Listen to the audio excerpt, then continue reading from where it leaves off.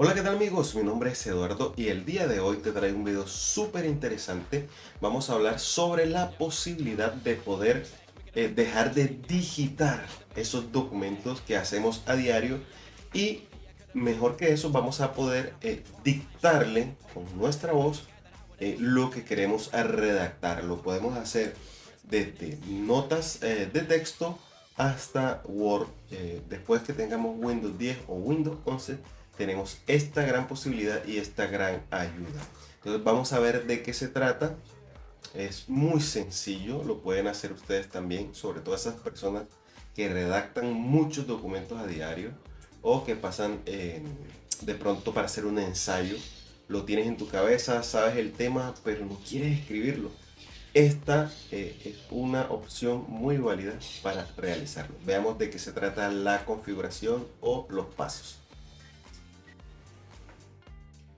Bueno amigos, es muy sencillo. Vamos a realizar una combinación de teclas, las cuales son Windows más la letra H. Windows es la teclita que está al lado de la barra espaciadora, después viene una tecla que es Alt y es la que tiene el icono como una ventanita. Vamos a presionarla al mismo tiempo junto con H y en la barra superior se va a habilitar eh, un micrófono. Entonces nos vamos a parar sobre nuestro editor de texto y vamos a empezar a dictar, ¿vale? Lo que deseemos escribir. Hola, muy buenos días. Esto es una prueba que estoy realizando para evidenciar que los procesadores de texto pueden recibir comandos de voz sin necesidad de digitar.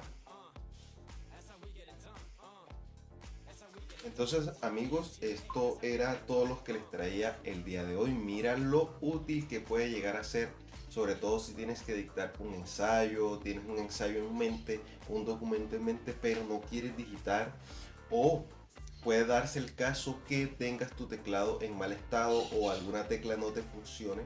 Lo puedes realizar de esta manera.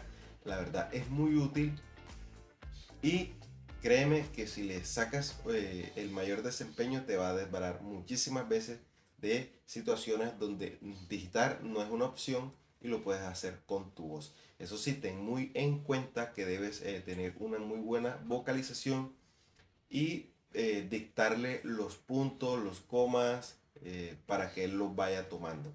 Entonces, amigos, esto era todo lo que les traía. Espero que sea de su agrado. Recuerda suscribirte al canal y muchísimas gracias por su apoyo. Nos vemos en un próximo video. Chao, chao.